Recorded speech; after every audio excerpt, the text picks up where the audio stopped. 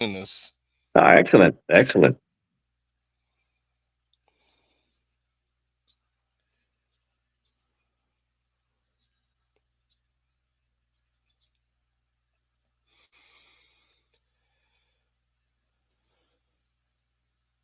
All right. Hello, everyone. Welcome back to Comics for All. Today is Monday, March 9th, 2026. Thank you for joining us wherever you are in the world. My name is Jameson, a comics librarian. I'm your host here at Comics for All, where comics, creativity, and community all connect. As part of our weekly Ink and Insight segment, we have the wonderful Doug from Forged on Fire. He's a well-known weapons expert, martial arts expert, and happens to also be a comics creator.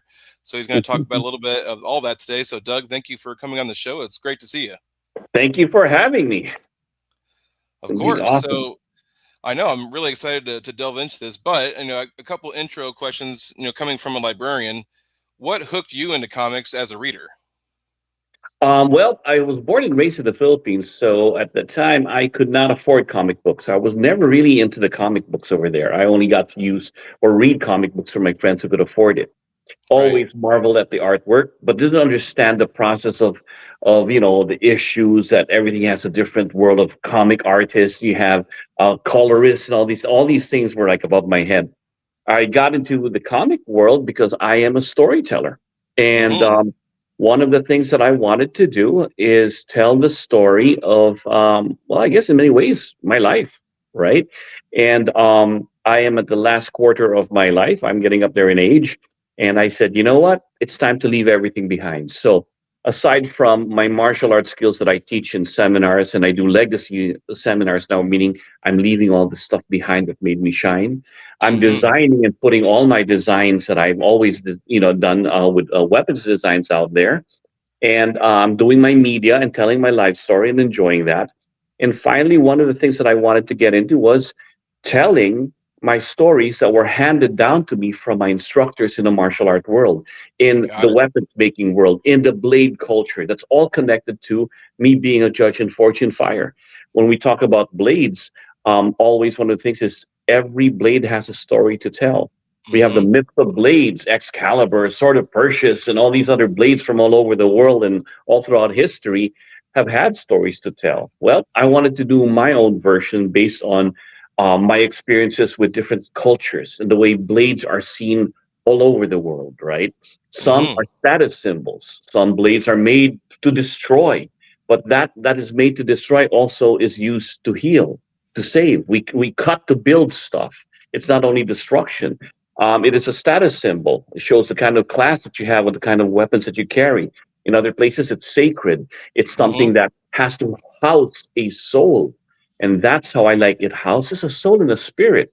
And I knew this with the martial arts that I was doing because of my teachers telling me the stories. Then I go, in that case, why don't we tell stories from the point of view of the blade? And so Aha. the comic verse is allowing me to do that. Excellent. That's really wonderful to hear. And then a kind of a follow up to that is, and you touched on it a little bit. When did you realize for yourself that you wanted to be creative and be part of the people who actually make the comic books? When I started when they actually were able to show me the artwork, because when I got into this, I was like, okay, I got my story. This story was supposed to be a TV show, anyways, but with the way things were with COVID and everything else, it's on hold. Okay, fine, but I got to tell my story. Tomorrow's Mm-hmm. promised to no one. Let me get it out there. Then Yeah. I met the people from Kid Heroes, and he put everything together. He got me writers to make my story just flow together, flow nicely. You see, this is a story I've been hanging on to for over 15 years. It's the same story Wow. that I tell to my students, or my teachers handed it down to me, or the stories of what we were doing. So it's been told, retold, and always made it better and better and better. Well, now I go, it's time to release these stories. And the guys from Kid Heroes, they said, well, we got writers for this because it's something about writing a book is different than writing a comic. You should be able to tell a lot of things in one picture. It's totally different, right? It is. Yep. So when we got into that, we got the writers to do that. They made it flow. The artist was, I mean, just amazing. The colorist we have just brings out emotions with the colors that he does. So I'm very lucky to see the kind of, I would even say, masters make this happen to me. Because when we're there, they go, well, what do you think about this? I'm like, look. I don't go to a plumber for dental work. I do my martial arts stuff. My stuff is the weapons, martial arts, and everything else. When it comes to comic books, I look to you guys to actually make it happen. And I Mhm. sat back, and then they did a great job. So I'm very blessed to be able to work with this team. Love hearing that. And for the viewers out there, I'm going to put the current Kickstarter that's going on right now. So make sure to check that out and pull it up. We'll talk about that here in a couple minutes. Doug, another kind of readerish question I have, and I know not everyone has the free time, but have you gotten to read any comics recently-ish that have stuck with you, either indie comics or the big two, Marvel or DC or anything like that? Um, Not really in terms of any particular comic book. Well, I do like the comic work of, you know, like Marvel, some of those, but really what I enjoy is like Game of Thrones. You know, There you go. that saga I follow. But I have not really been able to get into the comic book world as much as I have to. I'm in the development of it right now. So Right. it's very hard to jump in there and see it because I'm doing 10 different projects right now. So I bet. wherever I'm able to go, I'm able to follow. But there is that I do want to go because I want to be able to compare also stories, Yes. and how it's done, and be influenced, not just me coming into the comic book world with my knife world. You see, what I'm doing here is I'm bringing my weapons and I'm creating stories that are related to the weapons. Now I'm Yeah. letting the comic book verse actually influence me. And that's what happened in my comic series. When I went to San Diego Comic Con for the first time ever, I was there and I saw cosplay. Oh And I'm yeah. like, I talked to some people about their passion for the costumes and what it does for them. And I realized this is going to be part of my story. And when we get into the story, you start to see where I'm coming from. Aha. Teaser. So, for anyone out there who only knows you from Forged in Fire, what's something either in the creation or in the comic book itself that they may learn or that's surprising about you? Well, I guess number one, it's a story where, well, as a you know, I do a lot of speeches. I do a lot of talks. I'm a social media influencer, I guess what they say. I do a lot of motivational talks and public speaking. One of the things I've learned is if you speak from experience, you can't go wrong. So So for my true. first story over here, I went straight to my own culture. My Filipino background. I went to my Filipino martial arts. I went to my blade making and the histories and cultures of everything else. So a piece of me is metaphorically in this whole series. It talks Hmm. about these brothers who migrated to the U.S. That's what happened to me. I was born and raised in the Philippines. I migrated to the U.S.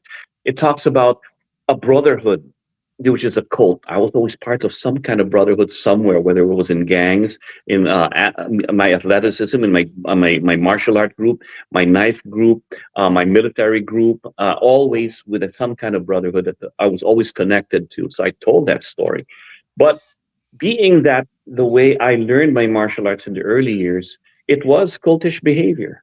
Well, what is Hmm. the cultish? Well, we train for 6 hours. How about that for training? And we train from 6 p.m. to midnight in the late hours. So what is that? We had some incantations. We had some mind training that we would do. Right. My teachers were very much into all about the mindset and always the sleight of hand and all these cultural things about the dark arts. Now, my grandmasters themselves, now these are guys who are badasses with weapons and everything else, yet they believe in these dark arts of black magic when you're doing knives, the incantations. They wore amulets. Like, Wow. amulets to protect you from what? From a time. Like, wait a minute, but you know the knife. You don't believe in the knife? Well, it's not enough. They had all these things unwritten under their clothing, right? All these incantations to protect them from the evil spirits. And I'm like, are you kidding me? Yet they're the scariest men in the world, but they believe in this. And it's not just one guy, it's the other grandmasters of other famous Filipino martial art systems. So there's something to it. And I felt some weird stuff over there, but I'm a Westerner. I believe in science, right? And as a Christian, I don't Right. really want to go into the dark arts, but I understand it. And I wanted to tell that story. That's understandable. And you've said this story, encapsulates your philosophies, your knowledge, and yourself. And you've touched on it a little bit, but what moment in your own life kind of made you think, you know what, I need to get this story actually, maybe not at the thought at the original time was a comic book, but I need to get this into a story of some form. Um, Well, as soon as I realized that I had the time, because when I was doing Fortune Fire, and this concept to make it a TV series actually happened while I was doing Fortune Fire. But when COVID hit, my director, or rather my producer, left and everything. He got out of the field. I'm like, well, I got the time now to do it. I better put it out there, and I There you did. go. The idea of this started and was hatched and announced at San Diego Comic Con, and here we are today. Issue one is out, but it was a test to put issue one out. But everybody loves the story, and Oh let's yeah, finish it. So now I'm about let's finish. Do 2 to 4. Let's do the whole thing, and that's what we're doing. love that. So, your background in philosophy, which you've touched on a little bit, you've grown up in the Philippines, martial arts to youth in the U.S. Air Force, respiratory therapist, edge weapon specialist.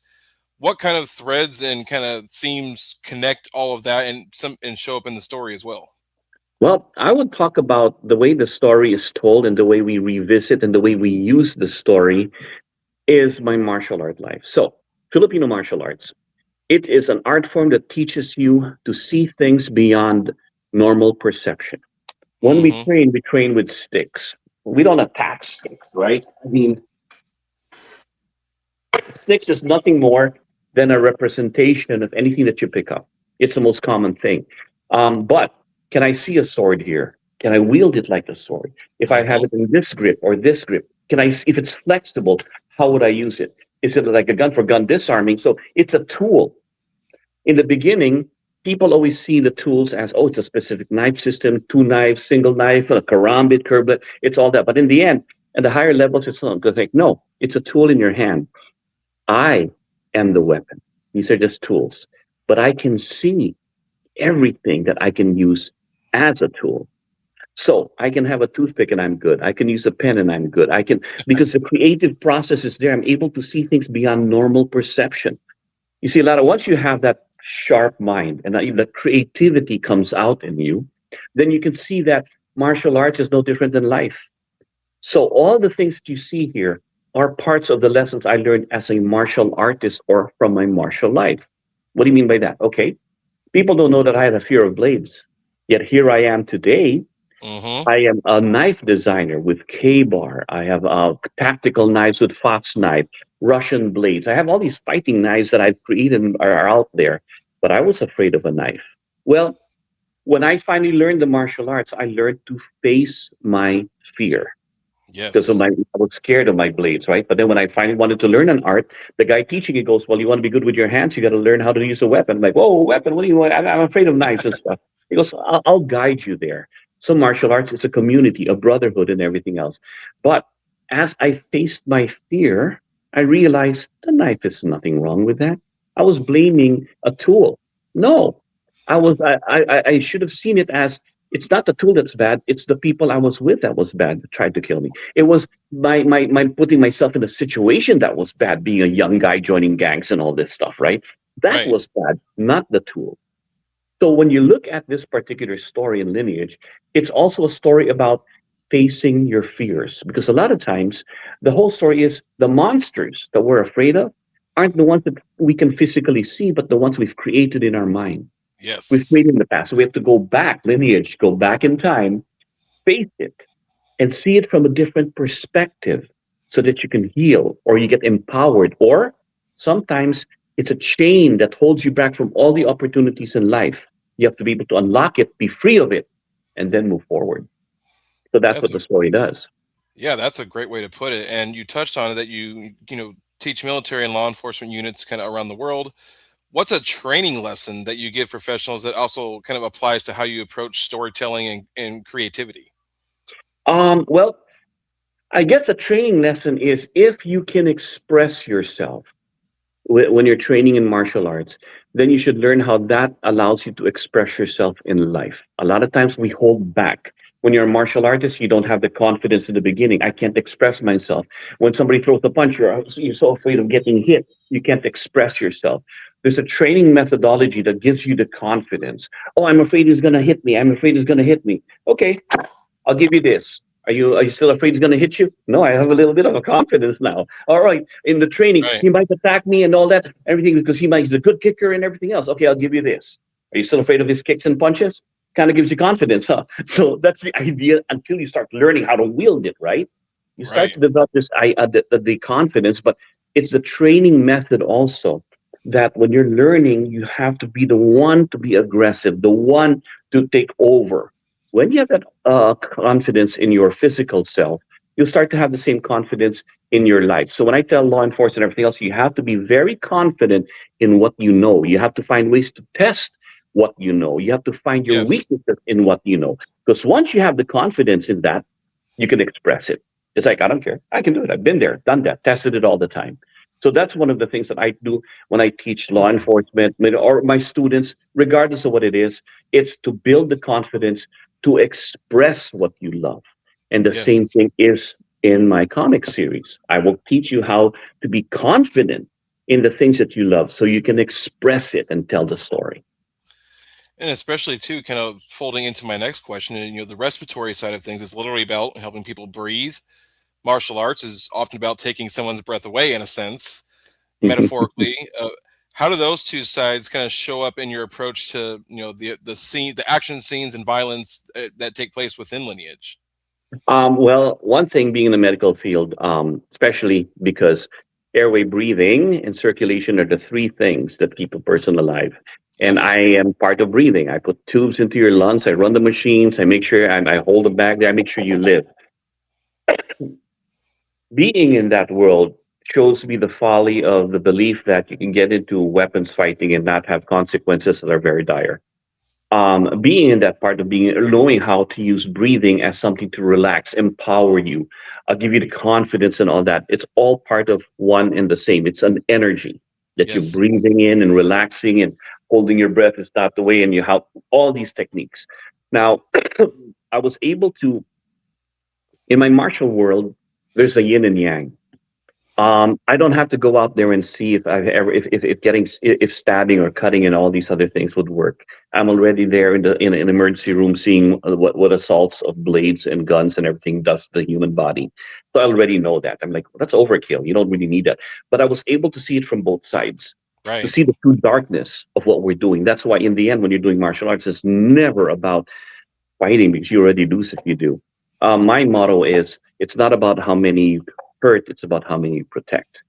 But there is a reality to having a force multiplier to be able to protect your things. That's why it will kill means KEAL, keep everyone alive, right? It's a Hmm. responsible way of looking at things. Um, I try to make sure that all these things that I do go hand in hand. My passion that I did as a respiratory therapist is no different than my passion for my martial arts.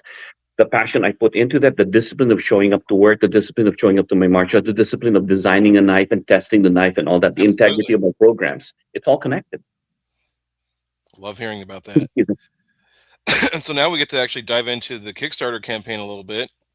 Um, are there any specific rewards or things that people can get as backers that you're particularly excited about? Yeah.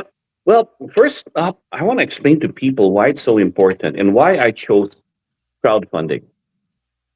When we talk about the idea of the title alone, lineage, in the beginning, it's about my lineage, my story, going back to the Philippines. Now, what do people understand here?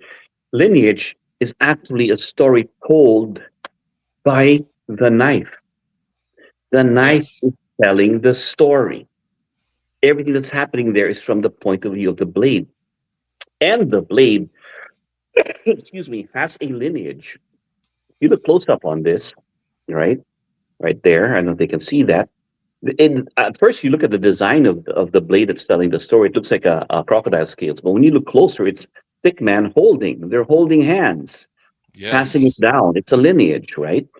So because it's my lineage, my story, and everything else, I went to crowdfunding because everyone that is going to be part of Kickstarter will forever have their names printed on every issue of Lineage. Love that. Okay, why is that important? Because I wrote this. I was saying this is the last quarter of my life. I want to have something to pass on. Hmm. So I wrote this for my great grandkids that will never meet me. But they'll say, this was handed down to my by my great grandfather. And not only did he hand down this comic book, He actually handed down his functional knife designs that are passed on as heirlooms. Love Um, that. the other blade designs that are all found in the comic book are passed down. Same thing with my new design for tomahawks and everything. All these are characters in my stories. Now, all of a sudden, what have I done? I've taken a comic book and I put my heart and soul into it to pass on, just like the blade has a soul in it. Um, Having said that, in crowdfunding, what happens here is now everyone who's part of it gets to be in the comic book. There So you go. now you have something to hand down to your descendants that one day your great great great grandchild will say, you see number 15 right there, you see that guy right there, John Smith, that's my great great grandfather that helped make this happen. That's why. And he goes, and this knife that came down to me, like that's like a century old, was part of the comic book that my grandfather handed down. My great great great grandfather handed down to me. So now all of a sudden, my lineage is not it's our lineage. Everyone who's part of Kickstarter, this becomes the start of it. And here's a better thing to think about it. There's only so much I can write, so many books. This is volume one, Brotherhood of the Blade. When the blade when this blade dies, its soul will transfer over to a different blade in a different time, in a different era, in a different place. A new story will be told. Got You know it. how many weapons are there's countless, Yes. countless all over the world. So eventually, I'm gonna die, and I'm gonna stop telling my stories because I'm gone. But the community that have started this whole thing can continue on the legacy. Maybe even that's why I was telling some people, if you don't want to put your name in it, that's fine. How about you put the name of your grandkids who might be inspired to pick up the comic book one day and goes, my name's in here. I'm going to take over and I'm going to write issue book number 250 of There you Lineage go. because my name's already here. That's the beauty of it. I'm involving everybody. It's one of those things that I was saying. If there's truly something we can pass on as a lineage, why don't I create something like this? I don't think it's been done before. You know, and it's not fair because I kind of said, well, George Lucas never passed on or allowed people to be on the Star Wars. Imagine if your name was on that. Well, they didn't have crowdfunding then, right? Yeah. But I do now. I'm doing it. That's why Yep. I'm telling people it's not about just contributing to something like this. You're going to get something for something. You're going to get a comic book with amazing art, by the way. And I'm saying it's truly amazing because a legend actually told me that they were good artists. I'll tell you who that was. But Hmm. aside from that, you have the cast of characters that are real, functional, and you have something to pass down yourself. That's why I'm saying be part of this. It's a movement. This is not about a comic book anymore. It's a movement that we can all be part of. And then what makes it better is it's a great story. The Easter eggs that are in here, there's so much Yes. more. Because once I tell you the story, I'll guarantee you'll be hooked. I was talking to Kids Heroes. I go, in my seminars, because I teach seminars. As a matter of fact, I'm teaching a seminar of the my Kali Hawk in the Karambit end of this month in Florida on how to use it. Well, these are characters that are in there too, but they're also functional. But I Right. was telling, when I do my seminars, I go, look, if you can do half the stuff I've done on my seminar and you do it well and you do it very well and you didn't enjoy my seminar, the seminar is free. I'm that confident, right? Now, I told Kids Hero, well, why do we tell people there that if they read the story and truly can explain the story to us perfectly and they can tell the whole concept, then and they don't like it, then the comic book is free. They go, that's not a good business model. We don't do it. Now, come on. But look, I've been doing this for the story has evolved in 15 years. I know it's a good story. Everyone I've told it's a good story. I want to ask you and tell you, and you tell me if it's a good story. That's a great way to tease it. So as you touched on, I feel like this, story is technically for everybody out there, but in your mind, is there an ideal, group of people that would be interested in this book? People interested in martial arts, Forge and Fire fans, horror fans, and just comic fans who are looking for something new. People who like stories. Yes. Because the whole thing about this, right? In the beginning of this, it's like a whodunit. It's a thriller. Then Got you it. will find martial arts in it because the artwork that you have from the martial arts here is taken from me. When I talk to the artist, he's a man of the culture of the land of the Philippines, but he's not a practitioner. So I had to record myself and my brother training countless movements and taking down and all the techniques we want in there. He watched tons and tons of footage to be able to write the movements. So if you're a practitioner, you can tell because if I have this particular motion right here, the scissoring, I mean, he'll be just frozen. But if I see the swoosh here and the motion, I see the way he protects himself, I go, I recognize that motion. So that's the beauty of it. Plus, the whole story here is really amazing when you start to realize the blade is the one telling the story. Right. And right now, Brotherhood of Blade is sort of a horror thriller, psychological thriller kind of a comic book. But later on, when the blade goes moving forward, it's just a witness to our lives. How Right. many blades there have been created that are just collecting dust and never seen combat? Yet, what have they witnessed sitting on the wall, being in the locker? What have they seen? They could be a witness to so many things, right? So if you 100%. love stories, if you like action, if you like to be part of something that's going to grow and because you never know, then this is the kind of comic book that I'm offering. And you touched on it too, just kind of that the idea of lineage and passing things on. If you can look forward hypothetically in a year or two from now, kind of what's a dream story or a scenario of someone who has read Lineage and how it's affected them? Ha! The dream scenario is number one, they're very excited. They can't wait for Yes. the next story. Number two, they're talking about it with everybody else. They're saying, hey, what do you think about that? Oh, did you see the comic book that we have? Did you see page four? What about page four? If you look at page four in the corner, right in the upper corner, that right there, I was told is one of the aminos that the writer left, or that was the Easter egg, and that's the story behind it. Because this thing is full of Easter eggs.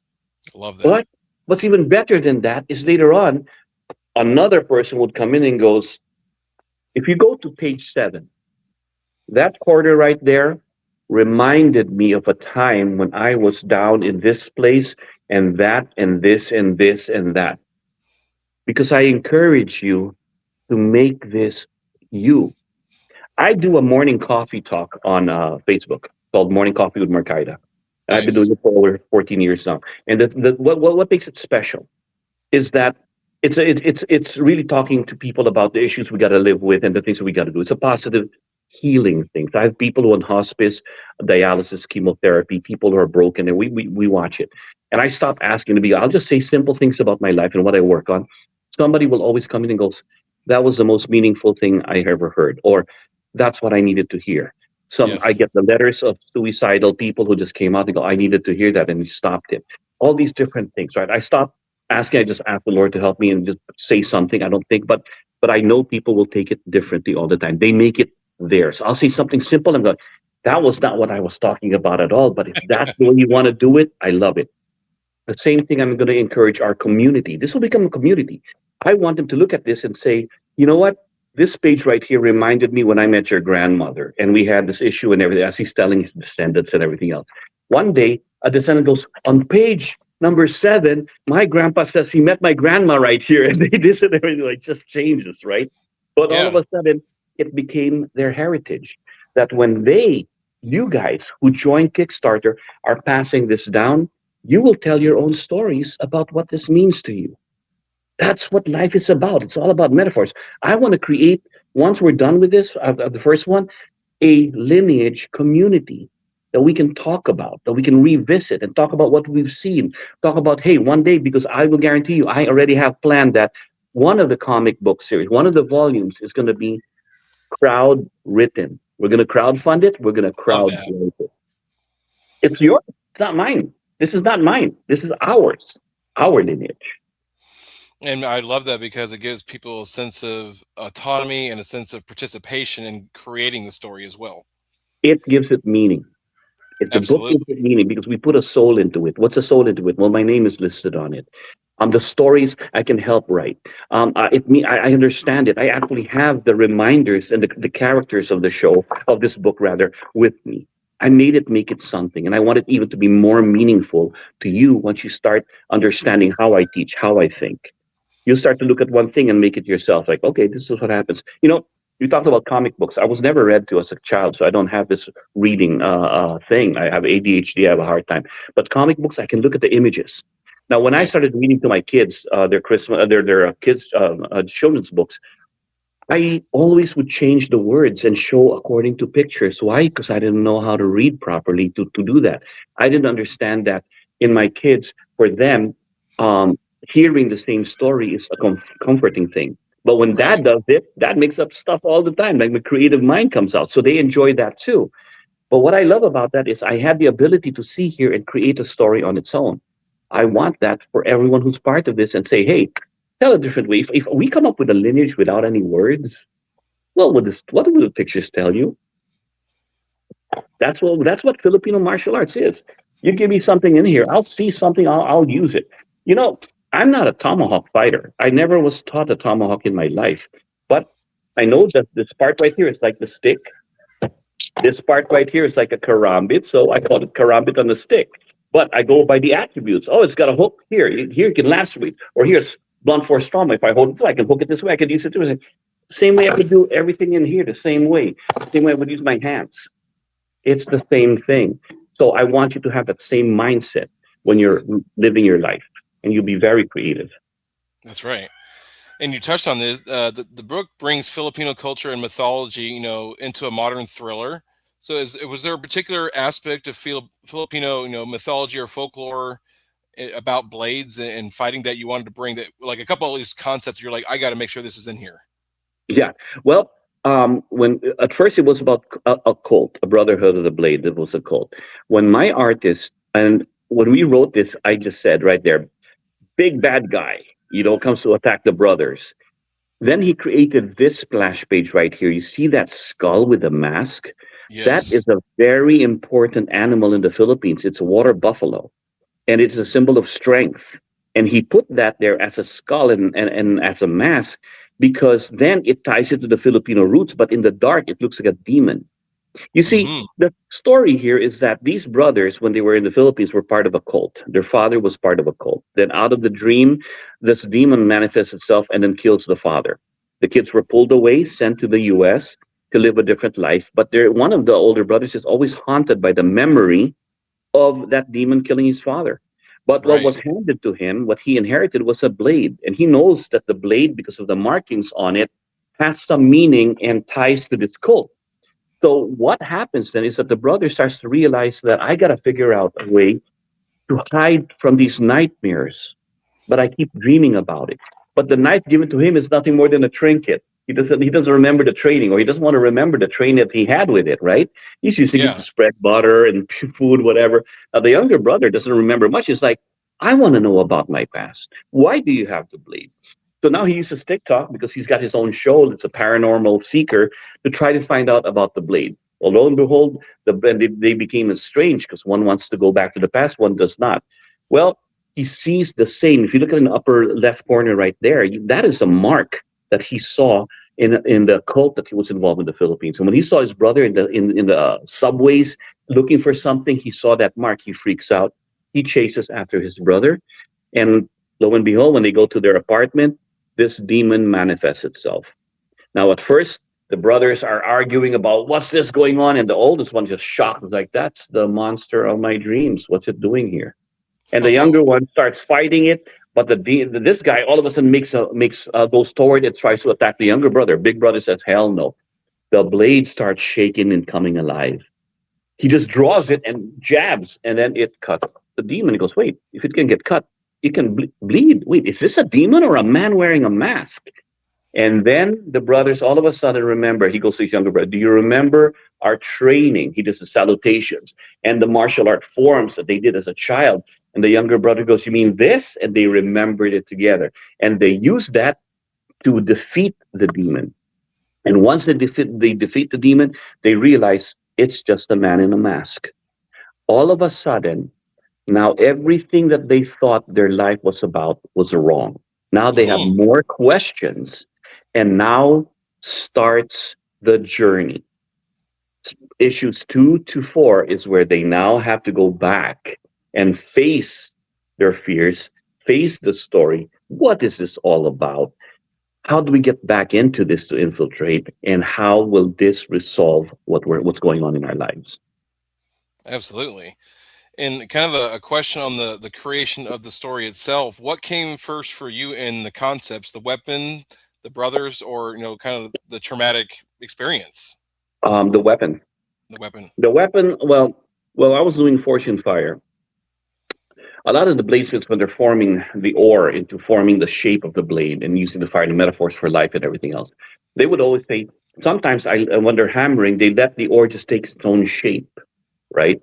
But one of the things I go, well, okay, so the blade tells me what it wants to be. Ooh, the blade tells you what it wants to be. But then, Hmm. when bladesmiths make their blades and they're all done, they send it out. They give it as gifts. It's whatever. Customers sell it, whatever. Does the blade ever get a chance to go back to its creator and say, hey, if you only knew what I was used for, you Right. made me as a weapon for destruction, sharp as an edge, and the guy that you sold me to is using me to clean his toenails. Gross! Oh, I'm sorry about that, buddy. You never know what the story is going to be, right? So when I thought about that, I go, that is such a great way of telling a story because it can also be pretty much any story you want it to be. And I am a stickler for good stories. I don't care about action. I am Action too. is just a bunch of pictures. I'm like, no, it doesn't have a good story. It doesn't get me. So I know I have a good story here. And I'm telling people, once you get the story, once you find, come on, when you just think of just the way we put it together, um, the artist. So I was saying that the artist work is amazing. When I was in San Diego Comic Con, and I'm not in the comic book world, there was a gentleman beside me in my panel, and we were talking because of our lineage. He's Filipino too, but he was born and raised in the U.S., went to the Philippines, to find his identity, and came back and knew Uh-huh. more about what he was doing. And I'm doing the same. I was born and raised here. I came to the U.S. to find my own identity from where I came. And he goes, well, you have a good artist there. It works and everything else. Oh, great. Your name, I'm sorry. My name is Doug. And your name? Will Sportasio. Well, thank you. Nice to meet you, Will. Yes. Will Sportasio. I Huge didn't name. know who he was. And this guy's a Oh, legend, right? yes. Once I found out, I'm like, whoa, I can work with this guy. But I didn't know greatness was beside me. I just knew he had good artwork and everything else. So I know we have a great artist that for him to give him the thumbs up on that. But it's also the way we put the thing. There are a lot of Easter eggs here. If I may just share one. Sure. For this, all right. First page. This is what we call still art. My artist called it still art, right? Because like you would have like something with just fruits and everything else. Well, if you look at this, you'll see the blade that's telling the story, and you'll see the mask that's part of the story. You'll see these what we call our ancestors. It's a painting we do in the Philippines where we put our ancestors. Well, there's two men in there, and you see this urn of ashes here. You'll also see a skull, and you will see a candle with a flickering light. Now, every time you read the comic book, if you see it in black and red, that's the blade talking. And you won't know that in the beginning, but as soon as you find out the Easter eggs, you'll understand. Now, it says right here, if only you could see through the edge of my existence. In the hands of a child, I danced through terror, yet felt the weight of shadows where hearts stood still. In the Hmm. quiet moments, I longed to be heard sharp as a blade, but a keeper of tales untold. In the hands of the brave, truth in the shadows dwell, comes a tale where every blade has a story to tell. How Shakespearean of our blade, right? But if you Yeah. see that, right, you'll realize that the blade is already grayish. And in this thing, I'm like, wait a minute, because this is not the way it was supposed to be. The artist did it, but I just saw it and I understood. Before, and this is the hidden meanings you have of everything in here. He goes, Doug, when that candle and the flickering light dies, so will the blade. This is the blade saying, you ever watch movies where like, yep, that's me. Well, before I die, let me tell you how I got here, right? It's the same thing here. The Right. blade is telling you, right? Let me tell you my story. And when he gets to the beginning, the colors change and he goes back to the beginning where it all started. And he realized who he came into his consciousness and he see that there were brothers using him to train. Uh-huh. And the story evolves from there.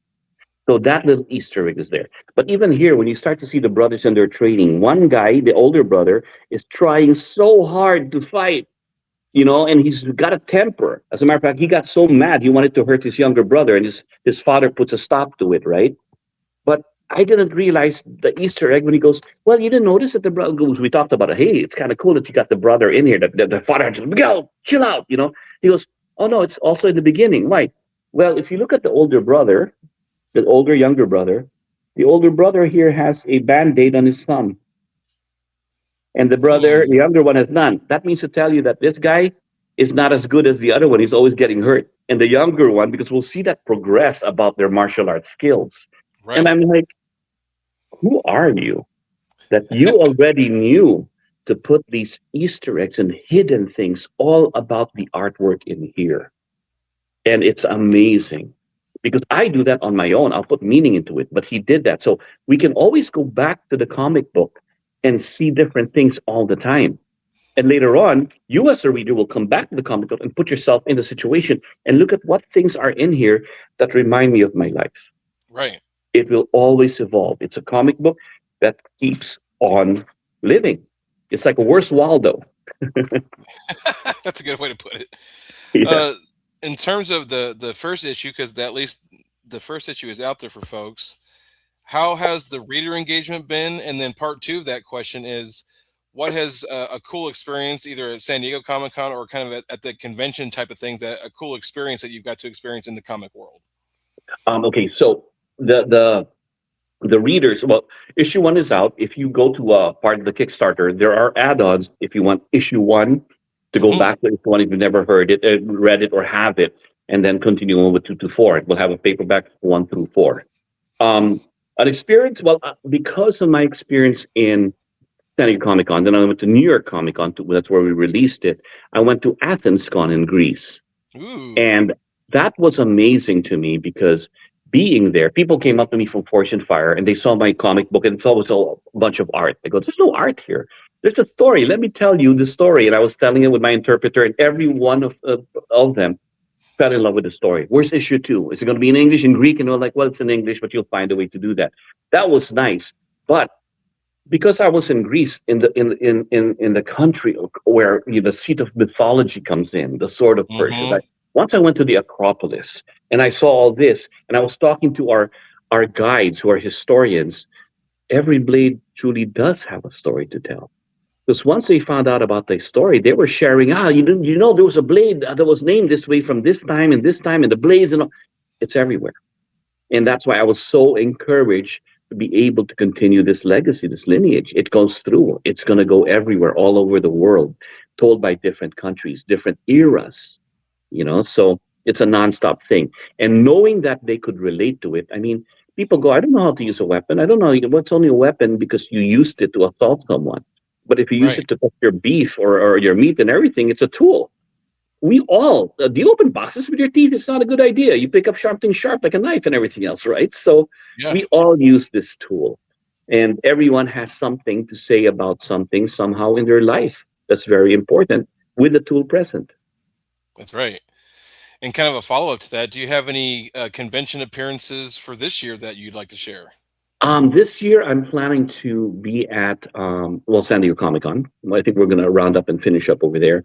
Excellent. There have been a couple of invitations to go to some cons, but it's like out of the country. And with my schedule right now, because I'm starting to teach seminars again, I think San Diego is the one, and the New York Comic Con for this year. But I've had some invitations to other cons. So like I said, all of a sudden, like, oh, those aren't the only ones. Because they're everywhere, Doug. Oh, good. Well, I'll figure out something eventually with my schedule to go to these. Well, as a former Eisner judge, I had definitely recommend, if you can make it, go to the Eisner ceremony on Friday night. It's like basically the Academy Awards for comic books. Really? Whereabouts? It's usually at the Hyatt down the street from the convention center Oh, excuse me. You're talking about in at the Comic Con in San San Diego. Diego. Yes, I Yes, heard about that. it's an incredible experience. I got to, like I said, be a judge one year, and there's some pretty cool big time celebrities that just show up and don't even have anybody with them, and it's just kind of a cool experience. What? How are the comic books reviewed there for this in their stories? What are the categories for that? Oh, there's a lot. So as a Yeah, I judge, mean, there's it's like the Oscars, right, for comic books. yeah, there's actually 34 or maybe 33. They keep fluctuating sometimes, but from there, we, the five judges, which are picked by Comic Con itself, were picked. I'm not sure what the criteria is, but there's usually a librarian, there's usually a retailer, usually a writer, usually an artist, and then someone who usually is like a historian academic. But you get hundreds or even thousands of submissions in all these different categories, and our job as a judge was to identify the top five or Uh, six books in every single category. So 34 categories, ah, all trying to right. figure out the top Then five for each one. So it's I'll tons and tons of reading, definitely but a wonderful experience. I'll definitely talk to my publicist to get our story submitted into Absolutely. that Yeah. for consideration.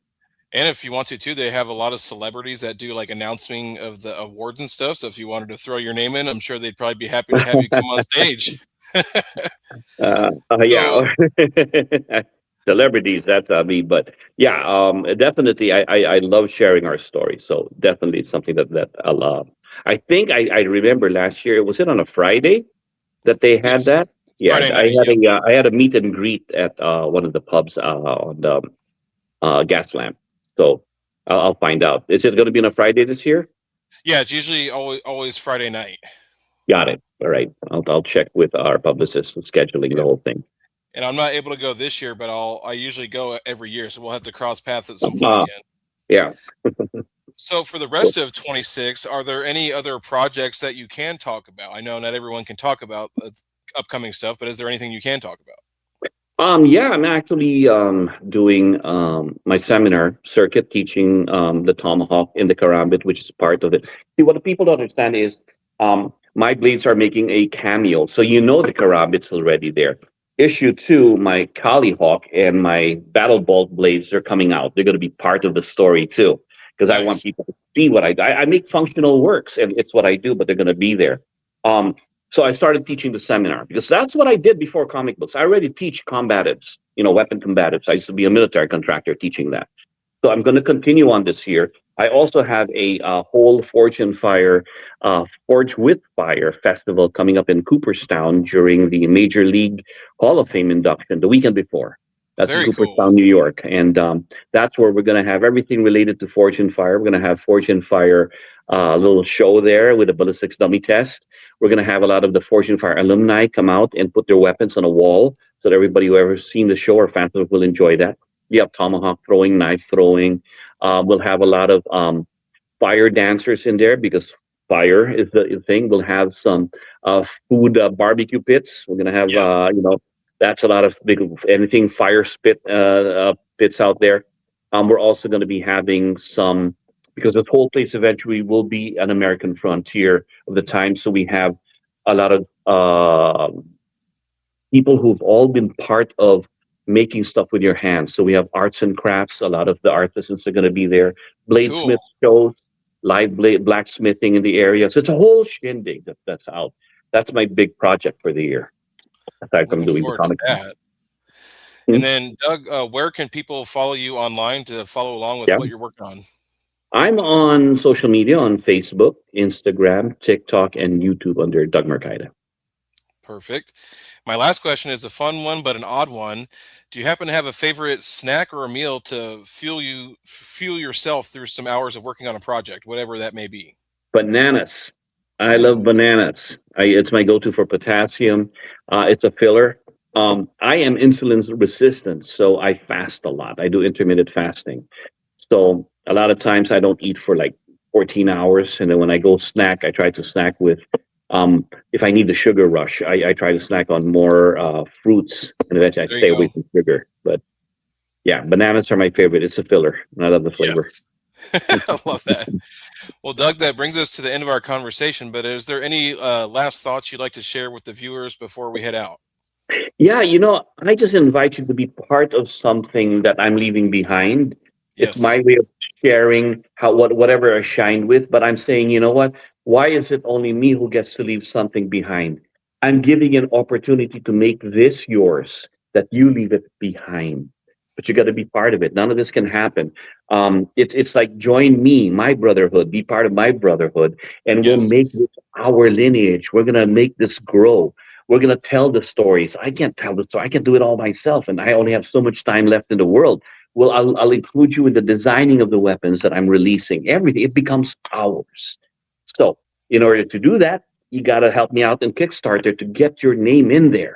And if you don't Yes. want your name in there, get the names of your kids or loved ones. That just came the other to me the other day. That one of the guys goes, "Well, I don't want my name in there, but can I put the name of my kids?" Oh, well, they're here. They're like, "Well, they're like 5 and 6 years old." They go, "Oh, that's pretty young." No, but they're going to grow. That's even They're going to better. grow into it. And when they go to when they're really into the story and they're in their teens, that go, "Yeah, that's my name. I want to be part of this journey." So, but you got to join in to make it happen. That's right. And I put the Kickstarter URL in the chat one more time. If you didn't happen to make the live stream, that's okay. It'll also be in the description on YouTube when we post it on YouTube. So, Doug, thank you so much again for coming on. My It's been a pleasure. Thank you. pleasure. It has been a wonderful time talking to you. But everybody out there, thank you for sticking with us for almost an hour. This has been Comics for All, where comics, creativity, and community all connect. And I think Doug's been a wonderful representation of all of those things. So we will see you next time. Take care. Take care.